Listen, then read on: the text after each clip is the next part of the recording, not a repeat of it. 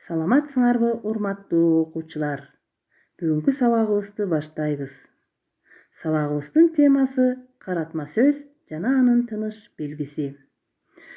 Сабагыбыздын максаты: биринчи, силер каратма сөз тууралуу кенен маалымат аласыңар. Экинчи, каратма сөз сүйлөмдөгү башка сөздөрдөн айырмаланып, чакыруу, кайрылуу интонациясы менен айтылаарын өздөштүрөсүңөр жана тыныш белгилери тууралуу билесиңер. Каратма сөз деп эмнени айтабыз? Каратма сөз деп сүйлөмдө айтылып жаткан ойдун кимге, эмнеге арналгандыгын билдирүүчү сөз же сөз тизмегин айтабыз.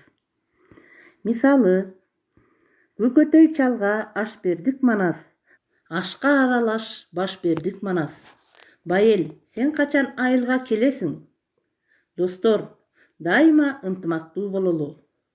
Келип калдыңарбы, балдар? Келгиле. Көрүнүп тургандай, бул мисалдарда белгиленген сөздөр каратма сөздөр. Каратма сөздөр башка сөздөрдөн айырмаланып, кайрылуу, чакыруу интонациясы менен айтылат. Эми балдар, каратма сөздөргө коюлуучу тыныш белгилерге көңүл бурабыз. Биринчи сүйлөмдө манас, манас деген каратма сөздөр сүйлөмдүн аягына келгендиктен үтүр өзүнөн мурун коюлду.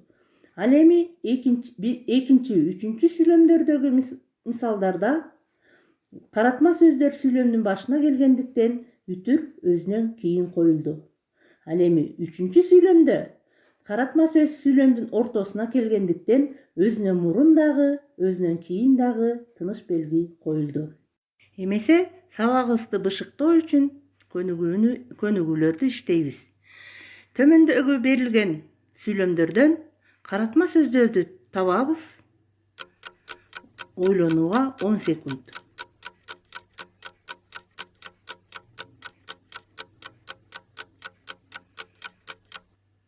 Азаматсыңар. Эмесе бул көнүгүүдөгү каратма сөздөрдү текшеребиз. Бул сүйлөмдөгү каратма сөздөр тайене, кумурска, өткүн, байел, балам, акылманым деген сөздөр каратма сөздөр. Эмесе экинчи көнүгүүнү аткарабыз. Берилген сүйлөмдөрдөн каратма сөздөрдү таап, алардын тыныш белгилерин туура коюуга аракеттенебиз. Кана эмесе жоопторун текшеребиз. Азаматсыңар балдар. Үйгө тапшырма алабыз. Адабият китебиңерден Чыңгыз Айтматовдун Бугене жомогунан каратма сөз катышкан сүйлөмдөрдөн таап, дептериңерге көчүрүп жазгыла. Тапшырманы туура аткарат деп ишенемин. Ушуну менен сабагыбыз аяктады. Саламатта калгыла.